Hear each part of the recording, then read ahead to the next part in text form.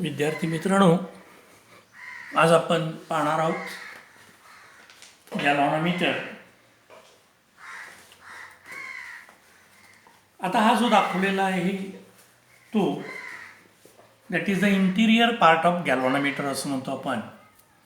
म्हणजे जर वरून बघितला आपण तर तो मीटरसारखा दिसतो आणि मग तो जर उघडून बघितला तर याप्रमाणे त्याची अरेंजमेंट दिसते. हा जो गॅलव्हॅनोमीटर आहे हा वीक इलेक्ट्रिक करंट सर्किटमधला डिटेक्ट करण्यासाठी वापर केला जातो. दोन कॉईलच्या मध्ये हा पिव्होट केला जातो किंवा सस्पेंड केला जातो असं म्हणतो आपण.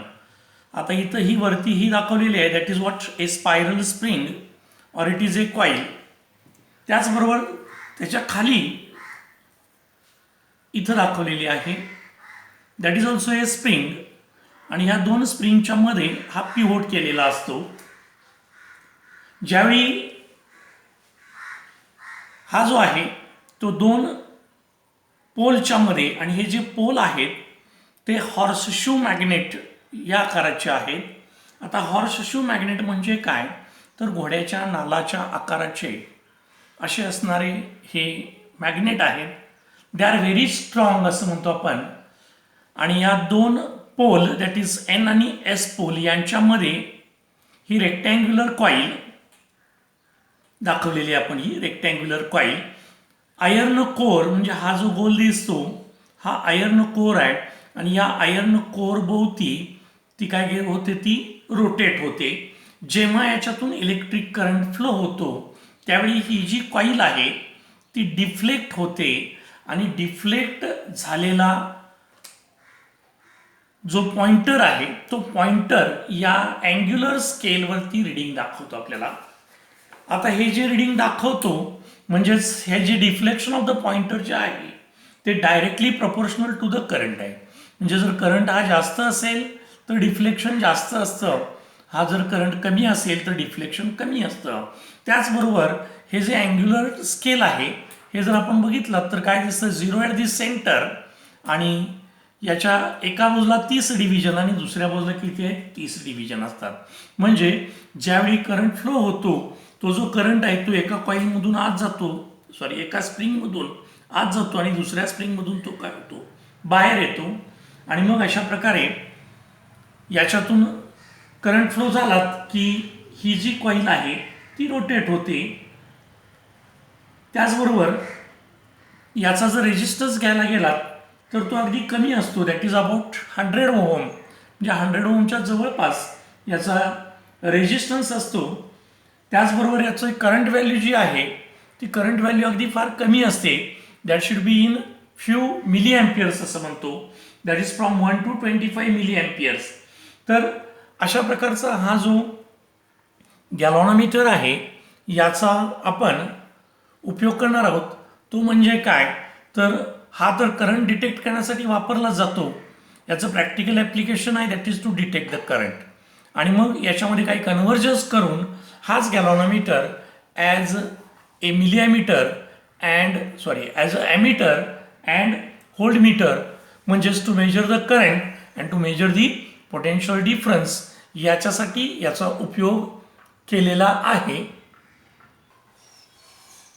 नाव गॅलव्हॅनोमीटर ॲज अन ॲमीटर म्हणजेच काय तर conversion of galvanometer into an ammeter. Ammeter is what it is a current measuring instrument. That is, it is always connected in series with a circuit. म्हणजे काय तर समजा आपण एखादा रेजिस्टन्स घेतलात, या रेजिस्टन्सच्या अक्रॉस आपण एखादी सेल जोडलीत पॉझिटिव्ह निगेटिव्ह की आणि मग आपण म्हणतो की ही की क्लोज केलात हा रेजिस्टन्स आर इतका आहे की क्लोज केलात तर याच्यातून करंट फ्लो होतो असं आपण म्हणतो. That current is what I which is flowing from positive to negative. आता हा जर करंट आपल्याला मेजर करायचा असेल तर हा जो ॲमीटर आहे हा काय होतो it should be connected in series. म्हणजेच हा ammeter it is connected in series in that circuit. आता हा सेरीजमध्ये जोडलात तर काय होतं, तर सिरीजमध्ये जोडल्यामुळे त्याचा जो रेजिस्टन्स आहे, मग इन्स्टेड ऑफ दॅट ॲमीटर आपण आहे असा गॅल्व्हॅनोमीटर इथं जोडलात, तर त्या गॅल्व्हॅनोमीटरचा रेजिस्टन्स या आरमध्ये ॲड होतो. म्हणजेच याच्यातून जाणारा जो करंट आहे तो आपल्याला काय होतो, ॲक्च्युअल मेजरमेंट होत नाही. म्हणजेच आपण बघितलं की that V is equal to R I and therefore what that I is equal to V upon R. म्हणजे जर हा आपण डायरेक्टली ॲज अ गॅल्व्हॅनोमीटर हा सिरीजमध्ये जोडला तर त्याचा इफेक्टिव्ह रेजिस्टन्स वाढू शकतो आणि इफेक्टिव्ह रेजिस्टन्स वाढल्यामुळे करंट का होऊ शकतो, कमी होऊ शकतो. त्याचबरोबर हा जो गॅल्व्हॅनोमीटर आपण जर इथे डायरेक्ट वापरला तर काय होतं, तर त्याची कॉईलसुद्धा आपण म्हटले की त्याच्यातून जाणारा करंट हा काही मिली ॲम्पियरमध्ये असतो आणि आपल्याला जो मोजायचा करंट आहे तो ॲम्पियरमध्ये असतो. त्यामुळे जास्त करंट या गॅल्व्हॅनोमीटरच्या कॉईलमधून जर आपण पास केला तर that coil should be very delicate आणि त्यामुळे ती काय होण्याची शक्यता असते, कॉईल खराब होण्याची शक्यता असते. आणि म्हणून याच्यातून जाणारा गॅल्व्हॅनोमीटरमधून जाणारा करंट कमी करायचा आहे. त्याचबरोबर गॅल्व्हॅनोमीटरचा रेजिस्टन्ससुद्धा कमी केला पाहिजे. तर अशा प्रकारे आपल्याला इथं एक अशी अरेंजमेंट केली पाहिजे की इथे तो इफेक्टिव्ह करंट कॅपॅसिटी ही वाढवायची आहे, त्याचबरोबर इफेक्टिव्ह रेजिस्टन्स हा डिक्रीज करायचा आहे आणि या गॅल्व्हॅनोमीटरच्या कॉईल्स आपल्याला काय करायचं आहे, प्रोटेक्शन करायचं आहे.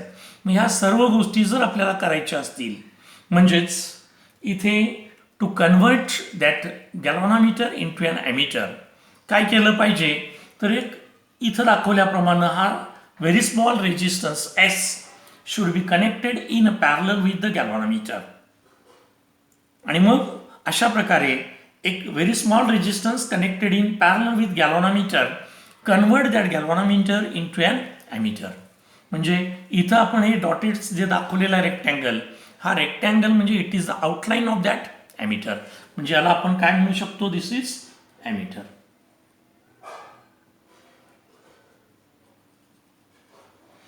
म्हणजेच a very small resistance connected in parallel with galvanometer, that galvanometer should be connected in that galvanometer should be converted into an ammeter.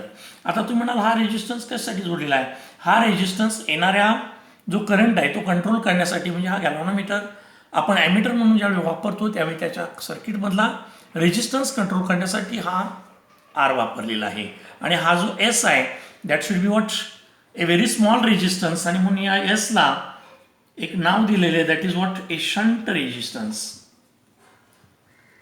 Shunt means it is a very small resistance connected in parallel with a galvanometer. आता असा हा जो arrangement आहे त्याला आपण काय म्हणतो, ammeter म्हणतो. आता हा जो ॲमीटर आहे हा कन्वर्ट करण्यासाठी जो शंट रेजिस्टन्स जोडलेला आहे, हा शंट याचा उपयोग काय, तर uses of shunt that is a, त्यातला पहिला जो आहे it is use to divert a large part of total current. म्हणजे काय, तर इथं येणारा जो आहे यापैकी लार्ज करंट हा काय होतो, या एस मधून जातो. कारण एस हा काय आहे, स्मॉल रेजिस्टन्स आहे. गॅल्व्हॅनोमीटरचा रेजिस्टन्स काय आहे, तो कमी जरी असला तरी एस पेक्षा जास्त असल्यामुळं maximum current should be flows through what S. त्याचबरोबर कमीत कमी करंट या गॅल्व्हॅनोमीटरमधून फ्लो केला जातो. म्हणजेच हे जे इन्स्ट्रुमेंट आहे म्हणजे गॅल्व्हॅनोमीटरच्या कॉईलला प्रोटेक्ट करायचं काम हा शंट करतो. That is to protect what the instrument from the damage. त्यानंतर दुसरा आहे दॅट इज द बी म्हणतो आपण त्याला, it increases the range of emitter. म्हणजेच हा जो आहे याच्यातून करंट कमी घालवल्यामुळं जे कशातून गॅल्व्हॅनोमीटरमधून त्या कमी डिफ्लेक्शनला गॅल्व्हॅनोमीटर काय दाखवतो, जास्त डिफ्लेक्शन दाखवतो. That means it increases the range of the emitter. त्याचबरोबर हा पॅरललमध्ये जोडल्यामुळे कोण एस शंट, तिसरी जी याच्यामध्ये यूज जो आहे that is it decreases the resistance between the point two which it is connected. म्हणजे ह्या दोन पॉईंटमध्ये ज्यावेळी आपण त्याला कनेक्ट करणार आहोत त्यावेळी काय घडतं की हा जो आहे एस हा काय करतो, तर या संपूर्ण कॉम्बिनेशन आपल्याला माहिती आहे जर रेजिस्टन्स कमी करायचं असेल तर पॅरलल कॉम्बिनेशन ऑफ रेजिस्टन्सेस हे आपल्याला काय करावं लागतं, जोडावं लागतो. म्हणजे दोन पॅरलल रेजिस्टन्स जोडलेत तर इक्वॅलंट रेजिस्टन्स हा कमी होतो. तसा इथे हा जो एस आहे तो पॅरललमध्ये जोडल्यामुळे हा त्या ॲमीटरचा रेजिस्टन्स काय करतो, कमी करतो. आणि मग हा जो एस आहे तो आपल्याला कॅल्क्युलेट करता येतो. त्याचबरोबर हा जो एस आहे हा जोडल्याने या गॅल्व्हॅनोमीटरचा रेजिस्टन्स काय होतो, कमी होतो. म्हणजे ह्या ॲमीटरचा रेजिस्टन्स कमी होतो. जर आपल्याला आयडियल ॲमीटर पाहिजे असेल तर आयडियल ॲमीटर हॅव 0 रेजिस्टन्स. लक्षात येतं. आता इथं आपण बघणार आहोत how that says can be calculated.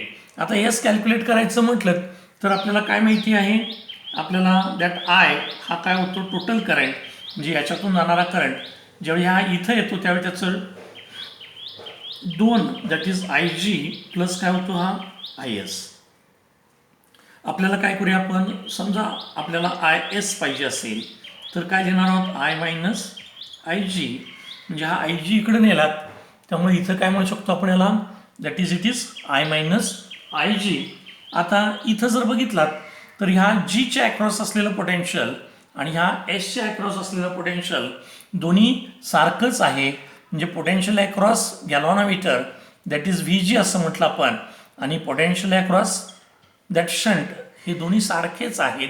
म्हणजेच काय तर हा जो ओम्स लॉ आहे that is V is equal to what I R, याप्रमाणे जर आपण घेतलं तर that is I G into G, where that G is the resistance of that galvanometer आणि हा जो आहे that is I S into S असं म्हणतो आपण याला. आपण या आय एसची व्हॅल्यू इथून पुटअप करूया.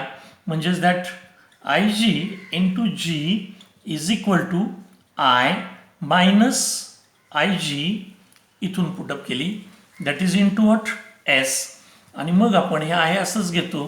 Therefore what that S is equal to हा आय जी आहे divided by what I minus I G, हे आपण असं याला ब्रॅकेट टाकू आणि इंटू वॉट जी.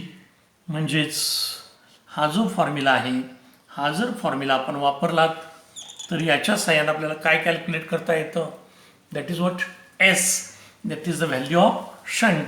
आणि तितक्या व्हॅल्यूचा शंट हा जर गॅल्व्हॅनोमीटरच्या अक्रॉस तुम्ही कनेक्ट केलात that galvanometer should be converted into what an ammeter. आता याच्याबरोबर आणखीन काही कन्व्हर्जन्स आहेत. ती कन्व्हर्जन्स कुठली आहेत तर समजा आपल्याला इथं आणखीन एक गोष्ट करता येते ती म्हणजे काय तर आय जो आहे that is N times I G केला. If that I is N times I G, तर त्याच्यासाठी सुद्धा आपल्याला फॉर्म्युला येतो. तो म्हणजे काय तर एस इज इक्वल टू हा आय जी होईल, हा N times I G minus what I G into काय होईल जी होईल. म्हणजे हा आय जी इथून कॅन्सल होईल आणि काय शिल्लक राहील बघा तर that is G divided by N minus one, that should be what the value of S. आणि मग ही जी व्हॅल्यू ऑफ एस आहे याच्या साहाय्यानं आपण जर हा फॉर्म्युला वापरून एस कॅल्क्युलेट केलात आणि इथं जर जोडलात तर आपल्याला एन टाइम्स आय जी याच्यासाठीचा फॉर्म्युला मिळू शकतो. म्हणजे this is another formula that is to calculate what that I G. याचप्रमाणे जर आपण fraction of current that is I S upon I हा जर घेतला तोही कॅल्क्युलेट करता येतो and that should be equal to what G upon S plus G. हा सुद्धा फॉर्म्युला आपण वापरू शकतो. म्हणजे ज्यावेळी आपल्याला काय येतात M S T C E टीमध्ये प्रश्न येतात त्याच्यामध्ये अशा प्रकारची कॅल्क्युलेशन ही आपल्याला करावी लागतात. त्याच्यासाठी हा डायरेक्ट फॉर्म्युला आपण वापरू शकतो. तर फ्रॅक्शन ऑफ करंटसाठी हा फॉर्म्युला आपण वापरतो. म्हणजे असे वेगळे वेगळे जे फॉर्म्युले आहेत हे फॉर्म्युले वापरून आपण प्रॉब्लेम्स सॉल्व करू शकतो. तर अशा प्रकारे हा जो गॅल्व्हॅनोमीटर आहे that should be converted into an ammeter. तर याच्यावरती आपल्याला 3 मार्काचा प्रश्न येऊ शकतो. Explain the conversion of galvanometer into an ammeter and derive the necessary formula. किंवा हे जे छोटे छोटे फॉर्म्युले आहेत that is what S is equal to G upon N minus one किंवा I S upon I is equal to G upon S plus G. आणि हा जो फॉर्म्युला आहे that is what for the calculation of S that is I G upon I minus I G into G. तर हे वेगळे वेगळे फॉर्म्युले वापरून आपल्याला डिराईव्ह करायला विचारले जाऊ शकतात किंवा याचा वापर करून आपण प्रॉब्लेम्स सॉल्व करू शकतो. तर अशा प्रकारे आज आपण बघितलं ते म्हणजेच conversion of galvanometer into an ammeter. Okay, तर आज आपण इथे थांबूया.